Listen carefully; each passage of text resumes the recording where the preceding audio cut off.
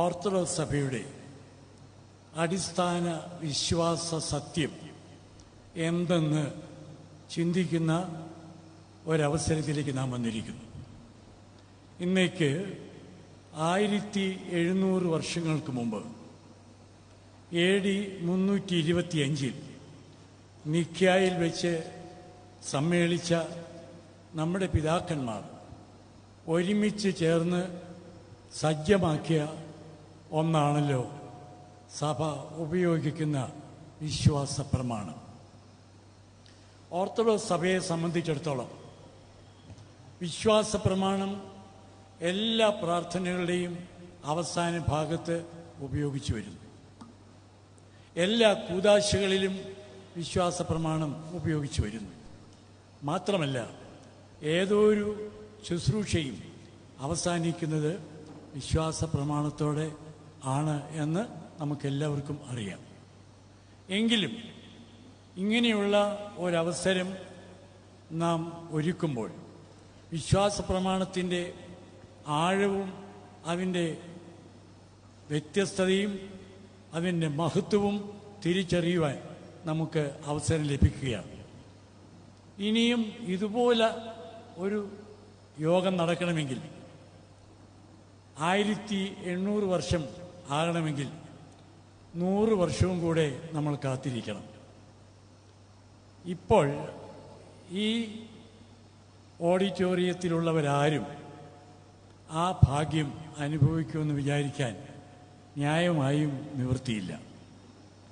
വളരെ ചുരുങ്ങിയ സമയം കൊണ്ട് ഞാൻ എന്നെ ഏൽപ്പിച്ച ചുമതലയിലേക്ക് കിടക്കാമെന്ന് വിചാരിക്കുന്നു.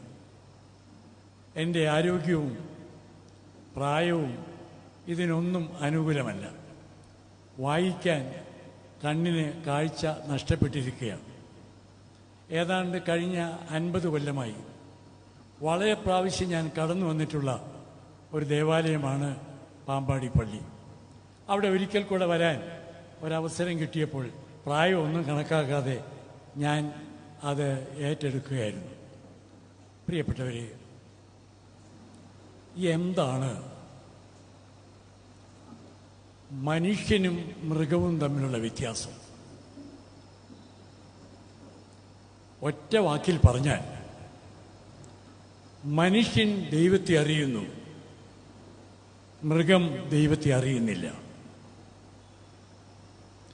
ഒരു മൃഗം എപ്പോഴെങ്കിലും ദൈവത്തെ അറിഞ്ഞുപോയാൽ പിന്നെ അത് മൃഗമല്ല, മനുഷ്യനാണ്.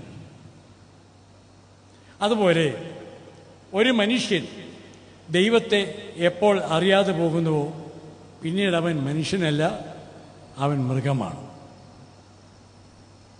നമ്മുടെ പിതാക്കന്മാർ തിരുവചനം ധ്യാനിച്ചും മനനം ചെയ്തും നമുക്ക് തന്ന ഏറ്റവും വലിയ സമ്പാദ്യമാണ് നാം അനുഷ്ഠിക്കുന്ന സത്യവിശ്വാസ പ്രഖ്യാപനം.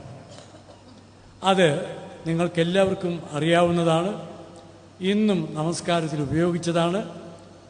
എങ്കിലും എന്നെ ഏൽപ്പിച്ചിരിക്കുന്ന ചുമതലയനുസരിച്ച് ആദ്യത്തെ 2 പാരഗ്രാഫുകൾ വളരെ സാവകാശം വായിച്ച് നമുക്ക് അതിൽ കൂടി ഒരു ഓട്ട പ്രദക്ഷിണം നടത്താം. സമയപരിധിക്കുള്ളിൽ നിന്നുകൊണ്ട് ഞാനതിനെ ശ്രമിക്കുകയാണ്. എല്ലാവരും പ്രാർത്ഥന നിർഭരമായിരിക്കുന്നതിൽ ഞാൻ സന്തോഷിക്കുന്നു. വായിക്കാൻ പ്രയാസമായതുകൊണ്ട് എൻ്റെ സഹോദരൻ വന്നിട്ടുണ്ട്. അത് വിശ്വാസ പ്രമാണത്തിൻ്റെ ആദ്യത്തെ പാരഗ്രാഫ് ഇപ്പോൾ നിങ്ങളെ പ്രിയപ്പെട്ട കുര്യാക്കോസ് എൻ്റെ സഹോദരൻ വായിച്ച് കേൾപ്പിക്കും. മൈക്കൽ പാകലം പിടിച്ചാലേ ക്ലാരിറ്റി ഉണ്ടാവുകയുള്ളൂ. ശ്രദ്ധിച്ച് വായിക്കണം. സർവശക്തിയുള്ള പിതാവായി ആകാശത്തിൻ്റെയും ഭൂമിയുടെയും കാണപ്പെടുന്നവയും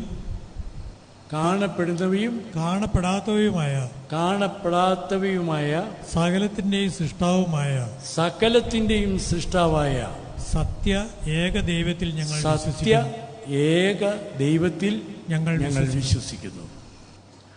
വലിയ എക്സ്പ്ലനേഷൻ വേണ്ടതല്ല ഈ ഭാഗം. ഇവിടെ പിതാക്കന്മാർ ക്രോഡീകരിച്ച സത്യം നാം ഇന്ന് കാണുന്ന ഈ പ്രപഞ്ചത്തിൻ്റെ ഉടയവനും നിയന്താവും സൃഷ്ടാവും സർവശക്തനായ ദൈവം എന്ന സത്യം അംഗീകരിക്കുന്നു എന്നാണ്. നമ്മുടെ പിതാക്കന്മാരുടെ കാലത്ത് തന്നെ ദൈവത്തെ അറിയാത്തവരും ദൈവമില്ലെന്ന് വിശ്വസിച്ചിരുന്നവരും ഉണ്ടായിരുന്നു എന്നുള്ളതിലൊരു സംശയവുമില്ല. സങ്കീർത്തനക്കാരൻ പറയും, ദൈവമില്ല എന്ന് മൂഢൻ തൻ്റെ ഹൃദയത്തിൽ പറയുന്നു. അപ്പോൾ ദൈവവിശ്വാസത്തെ സംബന്ധിച്ചിടത്തോളം സംശയമുണ്ടായതുകൊണ്ടാണ് നമ്മുടെ പിതാക്കന്മാർ വിശ്വാസത്തിൻ്റെ ആദ്യത്തെ ഖണ്ഡികയിൽ തന്നെ ഇത് വളരെ വ്യക്തമായി രൂപീകരിച്ച് എഴുതിയത്. സകലത്തിൻ്റെയും സൃഷ്ടാവായൊരു ദൈവമുണ്ട്. അവൻ സർവശക്തനാണ്, അപ്രമേയനാണ്. പ്രിയപ്പെട്ടവരെ, ദൈവം ഉണ്ട് എന്നുള്ളതിൻ്റെ ഏറ്റവും വലിയ ഒരു തെളിവായി നമുക്ക് അംഗീകരിക്കാൻ കഴിയുന്നത് ഈ പ്രപഞ്ചത്തെ തന്നെയാണ്. ഞാൻ ഈ പ്രപഞ്ചത്തിൻ്റെ രഹസ്യങ്ങളെ ഒന്നും വളരെയധികം വിവരിക്കേണ്ടതില്ല. ഇപ്പോൾ ഹൈസ്കൂൾ ലെവലിലുള്ള കുഞ്ഞുങ്ങൾക്ക് പോലും അതെല്ലാം അവരുടെ പാഠപദ്ധതിയിൽ ഉൾപ്പെടുത്തിയിരിക്കുന്നു. സൂര്യന് ചേർന്നുള്ളതായ ഗ്രഹങ്ങളും എല്ലാം ചേർന്ന ഒരു വലിയ സഞ്ചയമാണ് സൗരയൂഥം. പ്രായമായ ആളുകൾക്കറിയാമോ, നാം അധിവസിക്കുന്ന ഈ ഭൂമിയുടെ 20 ലക്ഷം ഇരട്ടിയാണ് സൂര്യൻ്റെ വലിപ്പം. ആ സൂര്യനാണ് ഈ ലോകത്തിന് സർവചരാചരങ്ങൾക്ക് ആവശ്യമായ എനർജി പ്രദാനം ചെയ്യുന്നത്. നിങ്ങളൊരു മിനിറ്റ് ഒന്ന് ആലോചിക്കൂ. നാം വിറക് കത്തിച്ചാൽ കുറച്ച് കഴിയുമ്പോൾ വിറക് ചാമ്പലായി പോകും. മറ്റെന്തെങ്കിലും സാധനമാണെങ്കിൽ കത്തിക്കഴിഞ്ഞാൽ ഒരു പ്രത്യേക സമയം വരെ കത്തിയതിന് ശേഷം അതില്ലാതെ പോകും. എന്നാൽ അനേക കോടി വർഷങ്ങളായി സൂര്യൻ നിന്ന് കത്തുകയാണ്. അത് കത്തിച്ചാരമാകുന്നില്ല. അതിന് യാതൊരു ക്ഷതവും സംഭവിക്കുന്നില്ല. ഒരു പ്രത്യേക രീതിയിൽ അത് ലോകത്തിന് മുഴുവനും ശക്തി കൊടുത്ത് പ്രകാശിച്ച് നമുക്ക് വെളിച്ചവും ചൂടും തന്ന് നമ്മെ ഇങ്ങനെ സഹായിച്ചുകൊണ്ടിരിക്കുകയാണ്. സൂര്യനേക്കാൾ അനേക മടങ്ങ് വലിപ്പമുള്ള നക്ഷത്രങ്ങളുണ്ട്. പ്രകാശം ഒരു സെക്കൻഡിൽ 1,86,000 മൈൽ സഞ്ചരിക്കുന്നു.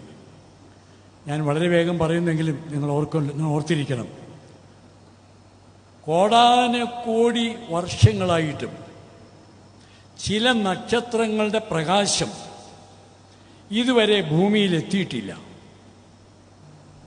ഇന്നും ഭൂമിയിൽ പ്രകാശം എത്തിക്കാൻ കഴിയാത്ത നക്ഷത്രങ്ങൾ ആകാശത്തിലുണ്ട്.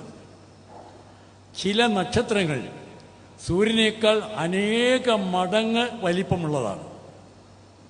ഇതെല്ലാം ചേർന്നതാണ് സൗരയൂഥം. ഭൂമി സൂര്യനെ ചുറ്റുന്നു, സൂര്യൻ സ്വയം കറങ്ങുന്നു, അതിവേഗത്തിൽ എങ്ങോട്ടോ ഓടിക്കൊണ്ടിരിക്കുന്നു. അപ്പോൾ വിഹായസ് ആകാശമെന്ന് പറയുന്നതിൻ്റെ വലിപ്പത്തെക്കുറിച്ചോ അതിൻ്റെ മഹത്വത്തെക്കുറിച്ചോ മനുഷ്യൻ്റെ തലച്ചോറിന് ചിന്തിക്കാൻ പോലും കഴിയാത്ത അത്ര മഹത്തരമാണ് എന്ന് നാം ഓർക്കണം. ഇത് യാദൃച്ഛികമായി ഒരു ദിവസം പൊട്ടി വീണതല്ല എന്ന് നമ്മുടെ പിതാക്കന്മാർ ചിന്തിച്ചു. ഇതിൻ്റെ പിന്നിൽ പ്രവർത്തിച്ച വലിയൊരു തലയുണ്ട്. അതിൻ്റെ പിന്നിൽ പ്രവർത്തിച്ച മറ്റൊരു പ്രശസ്തനായ കഴിവുറ്റ എഞ്ചിനീയറുണ്ട്. നിങ്ങളൊന്ന് ഓർക്കൂ, ഇത്രയും ഗ്രഹങ്ങളും നക്ഷത്രങ്ങളുമെല്ലാം ഇങ്ങനെ ഈ ആകാശത്ത് വിഹരിക്കുമ്പോൾ അവ തമ്മിൽ കൂട്ടിമുട്ടാതിരിക്കാനും അത് കൃത്യമായ നിയന്ത്രണം പാലിക്കാനും ചട്ടങ്ങൾ അനുസരിച്ച് മുന്നോട്ട് പോകാനും ക്രമപ്പെടുത്തിയതിൻ്റെ പിന്നിൽ ഒരു ശ്രേഷ്ഠമായ എഞ്ചിനീയറിംഗ് സ്കിൽ ഉണ്ട് എന്നുള്ളതിന് ഒരു സംശയവുമില്ല. അതുകൊണ്ടാണ് പിതാക്കന്മാർ പറയുന്നത്, ഇത്ര മഹത്തരമായിരിക്കുന്ന ഈ പ്രപഞ്ചത്തെയും അതിലുള്ള സകലത്തെയും സൃഷ്ടിച്ച് പരിപാലിക്കുന്ന ഒരു ദൈവമുണ്ട്, ഒരു ശക്തിയുണ്ട് എന്ന് നാം വിശ്വസിക്കണം എന്ന് നമ്മെ ഓർപ്പിക്കുന്നത്. ഇത്രയും മാത്രം പറഞ്ഞുകൊണ്ട് ഞാൻ രണ്ടാം ഭാഗത്തേക്ക് കടക്കുകയാണ്. എനിക്ക് സമയപരിധിക്കുള്ളിൽ നിന്നുകൊണ്ട് കഴിയുന്നത്ര വേഗം ഞാൻ ഈ കാര്യങ്ങൾ സമർപ്പിച്ചു കൊള്ളാം എന്നൊരിക്കൽ കൂടെ ഓർപ്പിക്കുന്നു. രണ്ടാമത്തെ പാരഗ്രാഫ് ഓരോ കഷ്ണങ്ങളായി വായിക്കേണ്ടി വരും. അതിൻ്റെ ആദ്യ ഭാഗം എൻ്റെ സഹോദരൻ ഇപ്പോൾ വായിച്ച് കേൾപ്പിക്കും. ദൈവത്തിൻ്റെ ഏകപുത്രനും സർവ്വലോകങ്ങൾക്കും മുമ്പേ പിതാവിൽ നിന്ന് ജനിച്ചവനും, ദൈവത്തിൻ്റെ ഏകപുത്രനും സർവ്വലോകങ്ങൾക്കും മുമ്പേ പിതാവിൽ നിന്ന് ജനിച്ചവനും, ബാക്കി പ്രകാശത്തിൽ നിന്നുള്ള പ്രകാശവും, പ്രകാശത്തിൽ നിന്നുള്ള പ്രകാശവും, സത്യദൈവത്തിൽ നിന്നുള്ള സത്യദൈവവും, സത്യദൈവത്തിൽ നിന്നുള്ള സത്യദൈവവും, ജനിച്ചവനും സൃഷ്ടിയല്ലാത്തവനും, ജനിച്ചവനും സൃഷ്ടിയല്ലാത്തവനും, സാരാംശത്തിൽ പിതാവിനോട് സമത്വമുള്ളവനും, സാരാംശത്തിൽ പിതാവിനോട് സമത്വമുള്ളവനും, സകലവും താൻ മുഖാന്തരമായി സകലതും നിർമ്മിച്ചവനുമായ മനുഷ്യരായ ഞങ്ങൾക്കും ഞങ്ങളുടെ രക്ഷയ്ക്കും വേണ്ടി. മതി, നമുക്ക് അതിനു മുമ്പ് നിർത്താം. ആ പുത്രൻ തമ്പുരാനിൽ ഞങ്ങൾ വിശ്വസിക്കുന്നു. പ്രകാശത്തിൻ്റെ ഉടയവനാണ് ദൈവം. ഈ ചിന്ത പിതാക്കന്മാർക്ക് ലഭിച്ചത് വിശുദ്ധ യോഹന്നാന്റെ സുവിശേഷം 1-ാം അധ്യായത്തിലെ ആദ്യത്തെ ചില വാക്യങ്ങളാണ് എന്ന് ഞാൻ ചിന്തിക്കുന്നു. യോഹന്നാന്റെ സുവിശേഷം ആരംഭിക്കുന്നത് ആദിയിൽ എന്ന പദം ഉപയോഗിച്ചുകൊണ്ടാണ്. ഉൽപ്പത്തി പുസ്തകവും അങ്ങനെ തന്നെയാണ് ആരംഭിക്കുന്നത്. യോഹന്നാൻ പറയുന്നു, ആദിയിൽ വചനമുണ്ടായിരുന്നു, വചനം ദൈവത്തോട് കൂടെയായിരുന്നു, വചനം ദൈവമായിരുന്നു. അപ്പോൾ രണ്ടാമത്തെ ആ പദം മാറ്റി നിർത്തിക്കൊണ്ട് പറഞ്ഞാൽ, ആദിയിൽ വചനമുണ്ടായിരുന്നു, വചനം ദൈവമായിരുന്നു. ദൈവത്തെ പിതാക്കന്മാർ നമുക്ക് ചിത്രീകരിച്ചു തരുന്ന ഒരു പദപ്രയോഗം മാത്രമാണ് വചനം. ഇത് മറ്റ് പലയിടത്തും ഉപയോഗിക്കുന്നതാണ്. വചനം ജഡം ധരിച്ച് മനുഷ്യനായി നമ്മുടെ ഇടയിൽ പാർത്തു. ആദിയിലുണ്ടായിരുന്ന വചനമാണ് ജഡം ധരിച്ചത്. ആ ജഡം ധരിച്ച യേശുവിനെ നമുക്കറിയാം. ജഡം ധരിച്ച് മനുഷ്യനായി വന്ന ക്രിസ്തുവിനെ നമുക്കറിയാം. ദൈവത്തെ വെളിപ്പെടുത്തുവാൻ ദൈവം അയച്ച ആ ദൈവപുത്രനെ നമുക്കറിയാം. ആ പുത്രൻ പിതാവിൽ നിന്ന് ജനിച്ചവനാണ്. എന്നാൽ പുത്രൻ ഒരു സൃഷ്ടിയല്ല. സൃഷ്ടിയല്ലാത്തത് കൊണ്ട് തന്നെ പുത്രൻ ദൈവമാണ്. അപ്പോൾ പിതാവാം ദൈവം, പുത്രനാം ദൈവം, പരിശുദ്ധ റൂഹായാം ദൈവം, അങ്ങനെ തൃത്വത്തിൻ്റെ മഹിമ അവിടെ പിതാക്കന്മാർ ഉയർത്തി കാണിക്കുകയാണ്. പ്രിയപ്പെട്ടവരെ, ഈ പുത്രൻ തമ്പുരാനെ കുറിച്ച് നാം ഇനി വായിക്കുമ്പോൾ കേൾക്കാം. അത് വായിക്കണമെന്നതിന് ഞാൻ തന്നെ പറയാം. ഏത് മനുഷ്യനെയും പ്രകാശിപ്പിക്കുന്ന സത്യവെളിച്ചം ലോകത്തിലേക്ക് വന്നുകൊണ്ടിരുന്നു. യേശുക്രിസ്തു പറഞ്ഞു, ഞാൻ ലോകത്തിൻ്റെ വെളിച്ചമാണ്. വചനം ജഡം ധരിച്ചു. ആദിയിൽ വചനമുണ്ടായിരുന്നു, വചനം ദൈവമായിരുന്നു, വചനം ദൈവത്തിൻ്റെ വെളിച്ചമായിരുന്നു എന്ന് പറഞ്ഞിട്ട് പിന്നീട് പറയുന്നത്, ഏത് മനുഷ്യനെയും പ്രകാശിപ്പിക്കുന്ന സത്യവെളിച്ചം ലോകത്തിലേക്ക് വന്നുകൊണ്ടിരുന്നു. എന്താണിത് അർത്ഥമാക്കുന്നത്? പിതാക്കന്മാരുടെയും വേദപണ്ഡിതന്മാരുടെ അഭിപ്രായത്തിൽ ദൈവത്തെ അന്വേഷിച്ചു പോയ ഭക്തന്മാർക്ക് ദൈവത്തെക്കുറിച്ചുള്ള റെവലേഷൻസ്, വെളിപാടുകൾ ലഭിച്ചുകൊണ്ടിരുന്നു.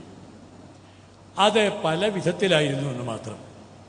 എന്നാൽ പൂർണ്ണമായി ദൈവത്തെ നമുക്ക് പരിചയപ്പെടുത്തി തരുന്നത് പുത്രൻ തമ്പുരാൻ തന്നെയാണ്.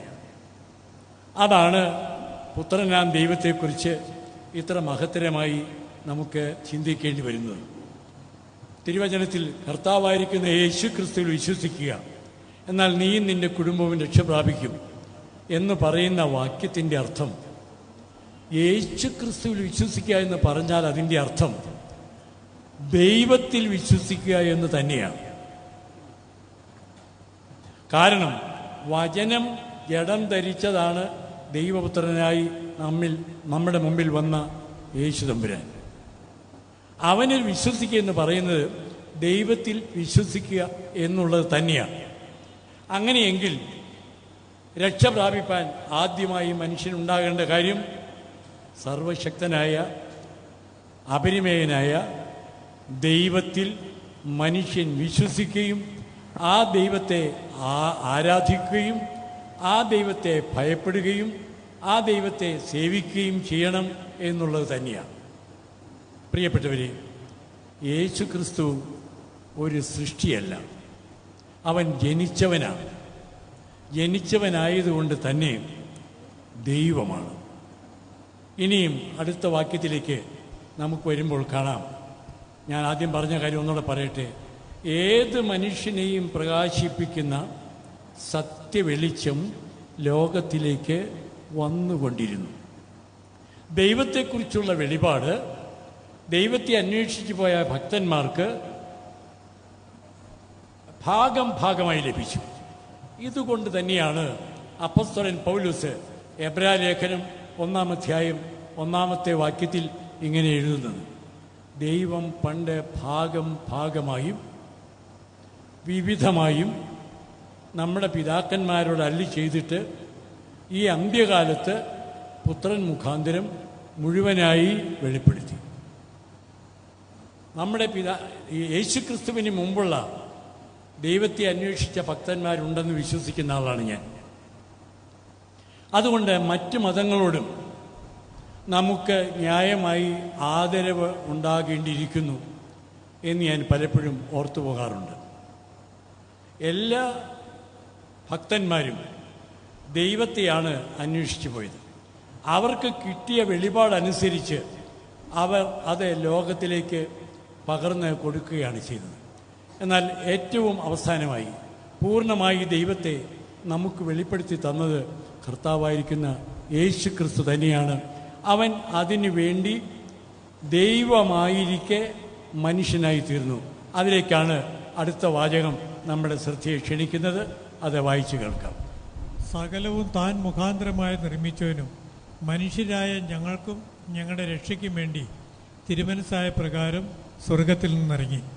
അവൻ തൻ്റെ ഇഷ്ടപ്രകാരം ആ ഉന്നതമായിരിക്കുന്ന സ്വർഗീയ പദവി വിട്ട് നമ്മെ രക്ഷിക്കുന്നതിന് വേണ്ടി സ്വർഗം ചായ്ച്ച് ഭൂമിയിലേക്ക് ഇറങ്ങി വന്നു. ഇത്രയും വിനീതനായി ദൈവം മനുഷ്യരിടയിലേക്ക് വരാൻ മറ്റ് ഒരു മതത്തിലും ഒരവസരമുള്ളതായി നാം കാണുന്നില്ല.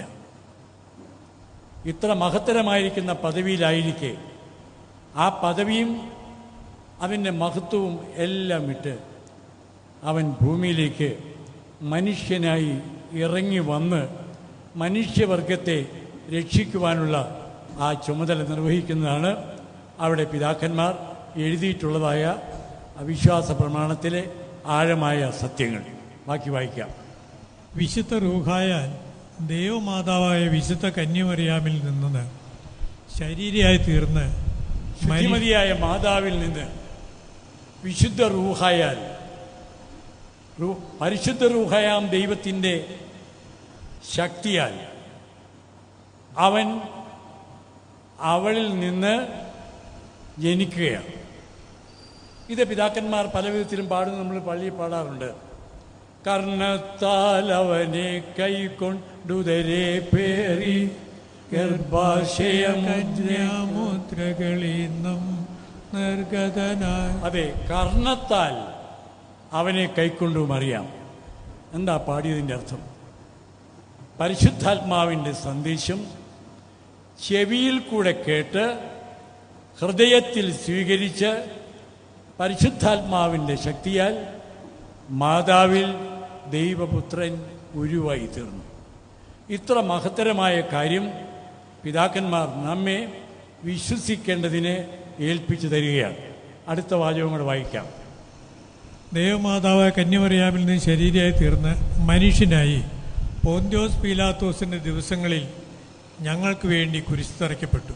അവൻ ഈ ലോകത്തിലേക്ക് വന്നത് മനുഷ്യവർഗത്തിനു വേണ്ടി ബലിയായി യാഗമായി അർപ്പിക്കപ്പെടാനാണ്. ഇതൊന്നും വിവരിക്കാൻ കൂടുതൽ സമയമില്ല. നിങ്ങൾ പ്രബുദ്ധരാണ്, നിങ്ങൾക്കറിയാം. അതുകൊണ്ടാണ് യോഹന്നാൻ സ്നാപകൻ യേശുവിനെ ചൂണ്ടിക്കൊണ്ട് പറഞ്ഞത്, ഇതാ ലോകത്തിൻ്റെ പാപം ചുമക്കുന്ന ദൈവത്തിൻ്റെ കുഞ്ഞാട്.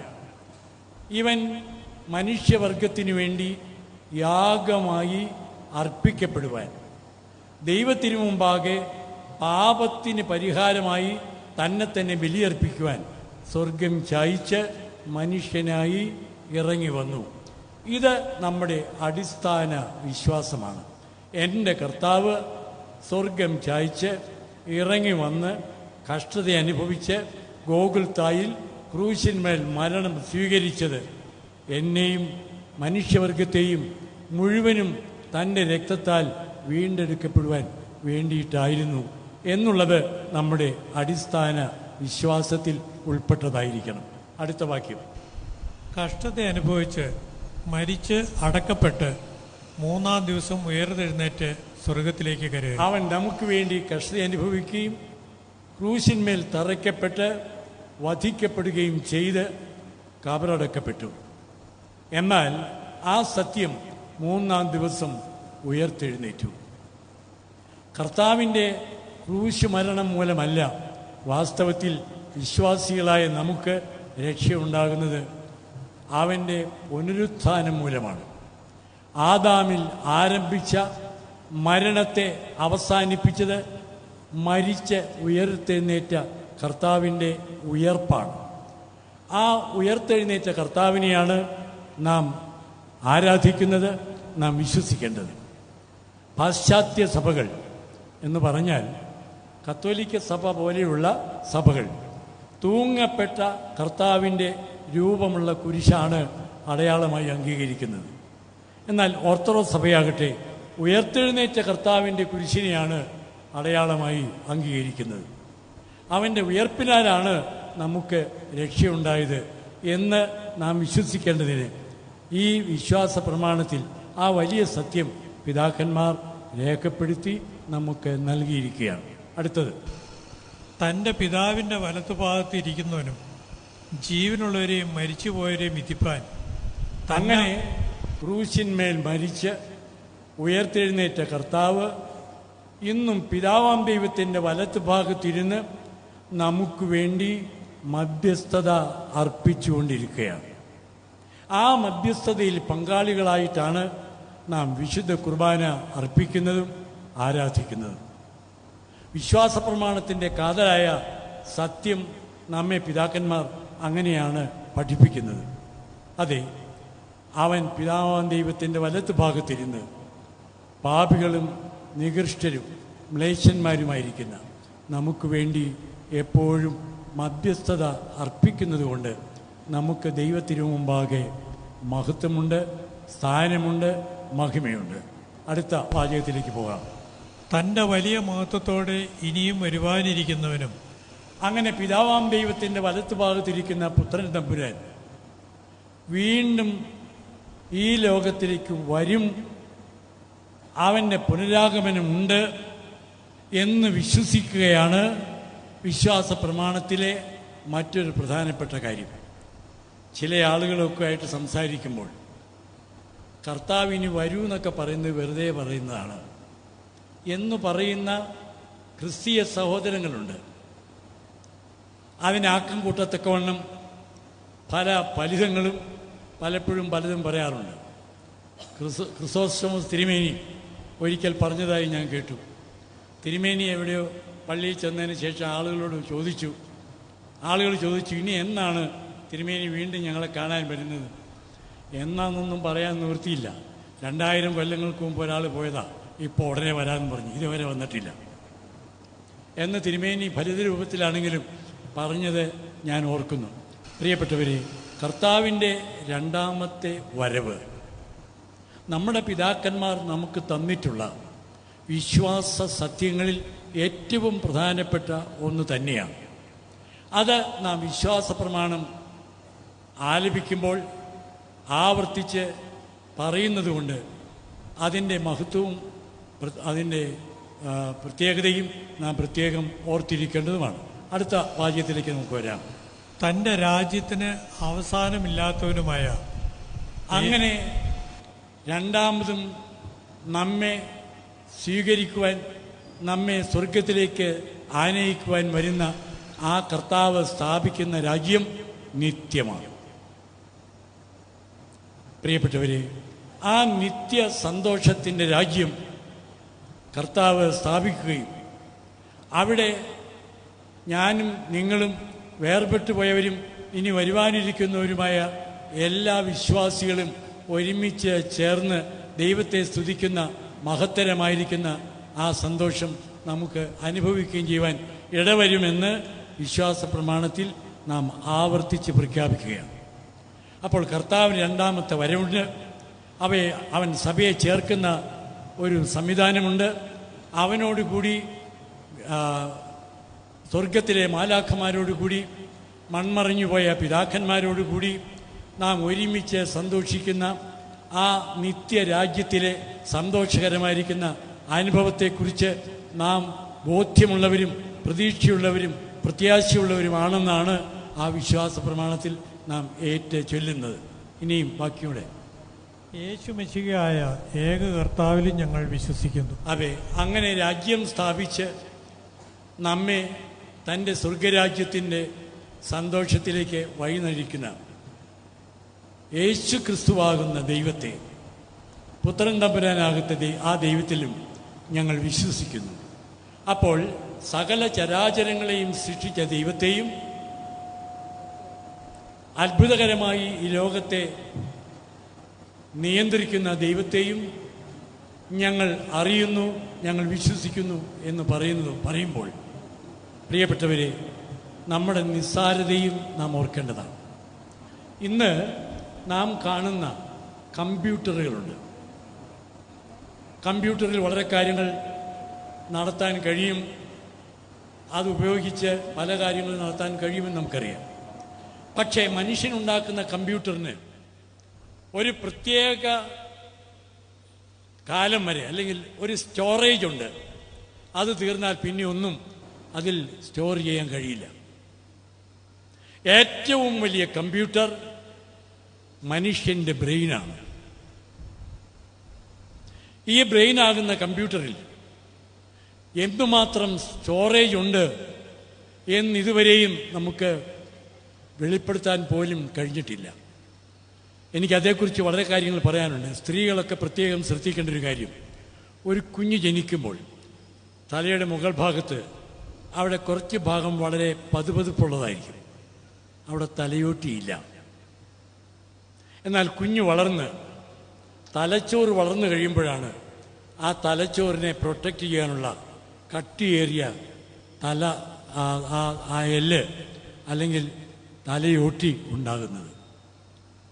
മനുഷ്യൻ്റെ ബ്രെയിനിൻ്റെ അത്രയും മഹത്തരമായ ഒരു കമ്പ്യൂട്ടറും ഇന്ന് വരെ ആർക്കും കണ്ടുപിടിക്കാൻ കഴിഞ്ഞിട്ടില്ല.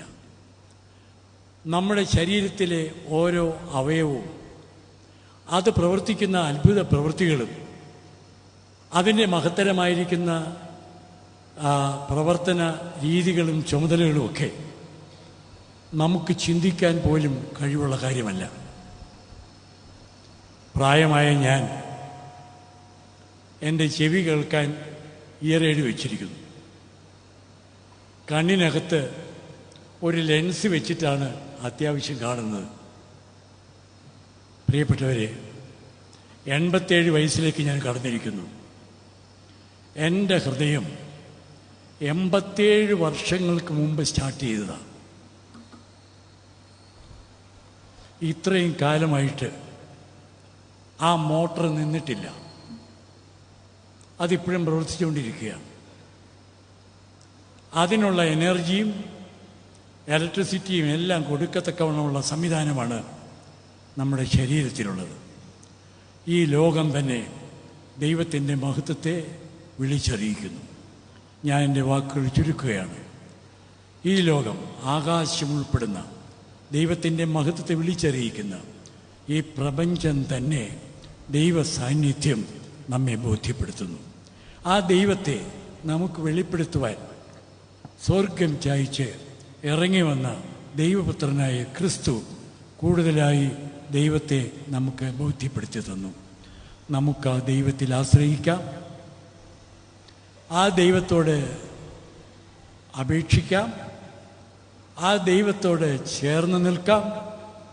ദൈവം എന്നെ വഴി നടത്തട്ടെ, ദൈവം എന്നെ കാത്തു പരിപാലിക്കട്ടെ, ദൈവ ഇഷ്ടം എന്നിൽ നിറവേറട്ടെ, അവൻ ആഗ്രഹിക്കുന്നതെന്തും എന്നിൽ കൂടെ നിവർത്തിക്കത്തക്കവണ്ണം എൻ്റെ ദൈവത്തിന് മനസ്സുണ്ടാകട്ടെ. എല്ലാ വിധത്തിലും ദൈവ വിശ്വാസമുള്ളവരായി പുതിയ തലമുറയിലെ കുഞ്ഞുങ്ങളെ വളർത്തിയെടുക്കുവാൻ മാതാപിതാക്കളും അധ്യാപകരും വൈദികരും ചുമതലപ്പെട്ട എല്ലാവരും വേണ്ടത്ര ശ്രദ്ധിക്കണമെന്ന അപേക്ഷയോടുകൂടി എൻ്റെ വാക്കുകൾ ഉപസംഹരിക്കുന്നു. നന്ദി, നമസ്കാരം.